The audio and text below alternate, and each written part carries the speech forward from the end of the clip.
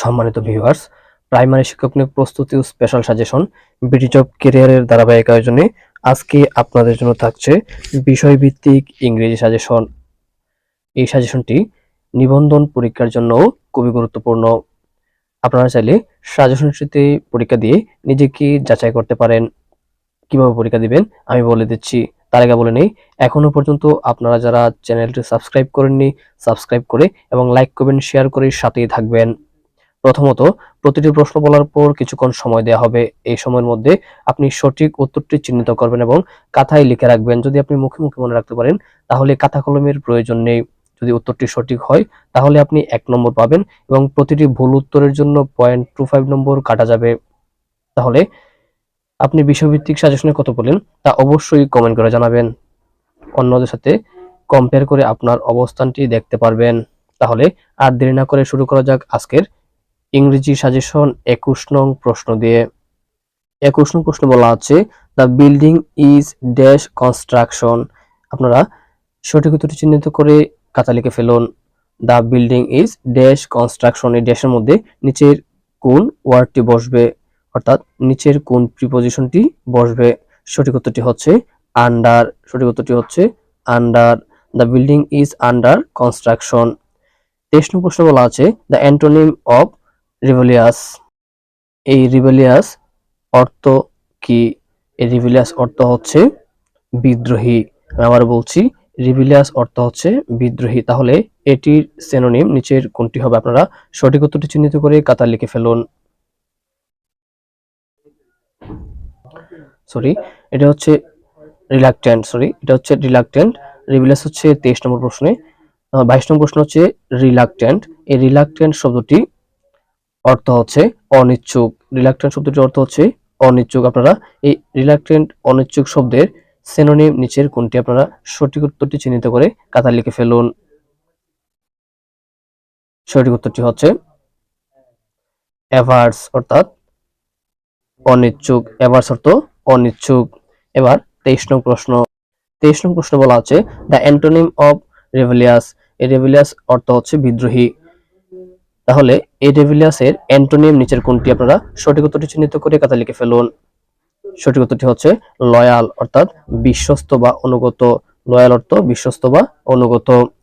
24 নং প্রশ্ন বলা আছে, what kind of noun is cattle. এখানে ক্যাটল হচ্ছে একটি পার্টস অফ স্পিচ। ক্যাটল হচ্ছে এখানে গবাদি পশুর পাল। এই ক্যাটল একটি নাউন। এই ক্যাটল শব্দটি নিচের কোন পার্টস অফ স্পিচ? আপনারা সেটি চিহ্নিত করার জন্য বলা হয়েছে। আপনারা চিহ্নিত করে খাতা লিখে ফেলুন। তাহলে what kind of noun is cattle. Cattle হচ্ছে গবাদি পশুর পাল। তাহলে এই ক্যাটল কোন ধরনের নাউন, এটি চিহ্নিত করে খাতা লিখে ফেলুন। সঠিক উত্তরটি হচ্ছে কালেকটিভ নাউন। সঠিক উত্তরটি হচ্ছে কালেকটিভ নাউন। 25 নং প্রশ্ন বলা আছে, চুজ দ্য কারেক্ট স্পেলিং। নিচের কোন শব্দটি সঠিক? আপনারা সঠিক উত্তরটি চিহ্নিত করে খাতায় লিখে ফেলুন। 25 নং প্রশ্নের উত্তর হচ্ছে চ্যালেঞ্জ।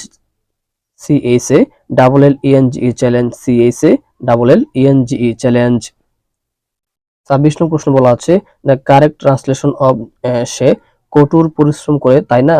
সে কঠোর পরিশ্রম করে তাই না, এখানে প্রশ্ন করা হয়েছে। আপনারা এটি সঠিক ট্রান্সলেশনটি চিহ্নিত করে খাতায় লিখে ফেলুন।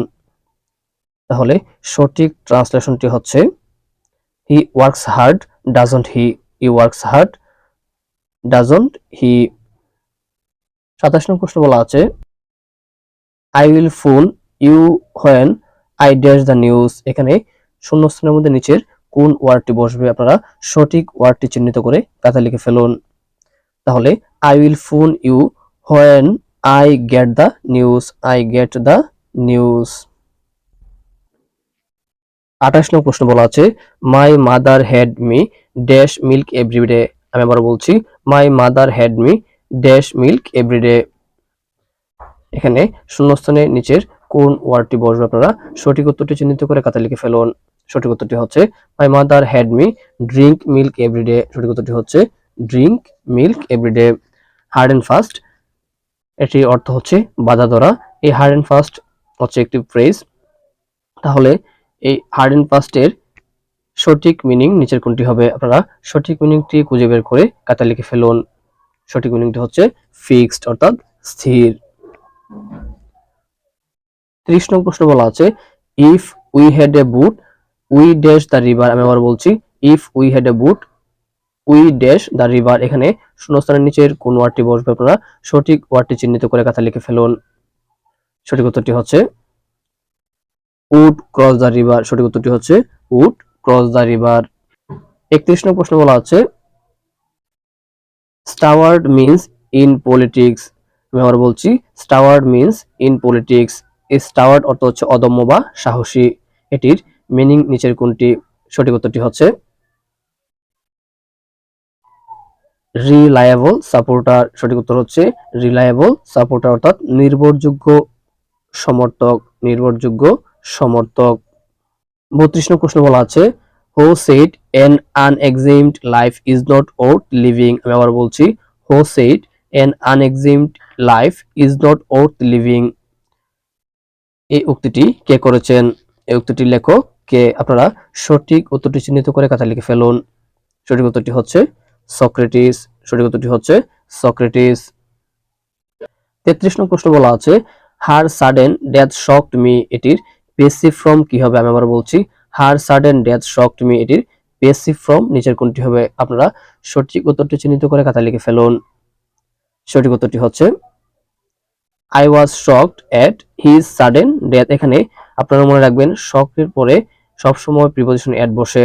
শকডের পরে সবসময় প্রিপজিশন এট বসে। তাহলে উত্তর হচ্ছে I was shocked at his sudden death.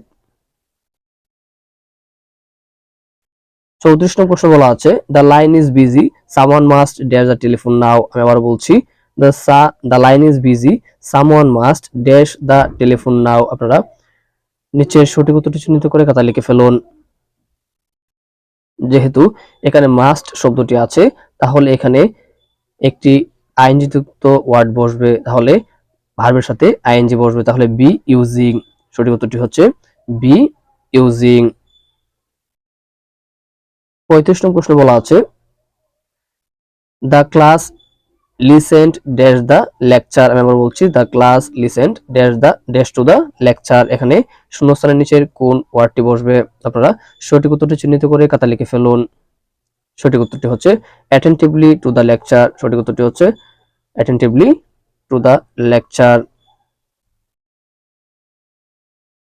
36 নং প্রশ্ন বলা আছে instead of read we can say. আমি আবার বলছি instead of read we can say. এখানে শূন্যস্থানে কোন ওয়ার্ডটি বসবে? আপনারা সঠিক ওয়ার্ডটি চিহ্নিত করে খাতা লিখে ফেলুন। সঠিক উত্তরটি হচ্ছে গো থ্রু। সঠিক উত্তরটি হচ্ছে গো থ্রু। 37 নং প্রশ্ন বলা আছে I went to the market with a view to dash a book. আমি আবার বলছি I went to the market with a view to dash a book. এখানে শূন্যস্থানের নিচে কোন ওয়ার্ডটি বসবে? সঠিক ওয়ার্ডটি চিহ্নিত করে খাতা লিখে ফেলুন। এখানে আপনারা মনে রাখবেন যদি বাক্যের মধ্যে উইথ এ ভিউ টু এরকম কোনো কিছু থাকে অথবা মাস্ট থাকে তাহলে এখানে উইথ এ ভিউ টু পরে সবসময় ভার্বের সাথে আইএনজি বসে, তাহলে উত্তরটি হবে বাইং। উত্তরটি হবে বাইং। 38 নং প্রশ্ন বলা আছে what is the time dash your watch. আমি আবার বলছি what is the time dash your watch. এখানে শূন্যস্থানের নিচের কোন প্রিপজিশনটি বসবে? আপনারা সঠিক প্রিপজিশনটি বাছাই করে খাতা লিখে ফেলুন। সঠিক প্রিপজিশনটি হচ্ছে বাই ইউর ওয়াচ। সব সময় এই শূন্যস্থানে বাই বসবে। What is the time by your watch. এই প্রশ্নটি অনেক পরীক্ষায় এসেছে। আপনারা অনেকগুলো প্রশ্নের আলোকে এই প্রশ্নটি করা হয়েছে এবং সাজেশনটি তৈরি করা হয়েছে। আপনারা যতগুলো প্রশ্ন আছে এখানে সবগুলো প্রশ্ন হচ্ছে বিগত সালের প্রশ্ন। আপনারা মনোযোগ সহকারে প্রশ্নগুলো দেখে নেবেন এবং পড়ে নেবেন। এবার 39 নং প্রশ্নে বলা আছে আইসো ড্যাশ ওয়ান আইড ম্যান। আমি আবার বলছি আইসো ড্যাশ ওয়ান আইড ম্যান। এখানে ড্যাশের মধ্যে নিচের কোন আর্টিকেলটি বসবে? আপনারা সঠিক আর্টিকেলটি চিহ্নিত করে খাতা লিখে ফেলুন। সঠিক আর্টিকেলটি হচ্ছে এ, অর্থাৎ সবসময় আইসো এ ওয়ান আইড ম্যান। এখানে এ সবসময় বসে, এ ওয়ান আইড ম্যান। আজকের সর্বশেষ প্রশ্ন 40 নং প্রশ্ন বলা আছে হি অ্যাটেন্ড ড্যাশ দ্য এয়ারপোর্ট, অর্থাৎ হি attended dash the airport. Attended পরে নিচের কোন প্রিপজিশনটি বসবে? আপনারা সঠিক প্রিপজিশনটি বাছাই করে খাতা লিখে ফেলুন। সঠিক উত্তরটি হচ্ছে হি attended at the airport, he attended at the airport. সম্মানিত ভিউয়ার্স, আজ এ পর্যন্তই। এতক্ষণ বিডি জব ক্যারিয়ারের সাথে থাকার জন্য আপনাকে অসংখ্য ধন্যবাদ।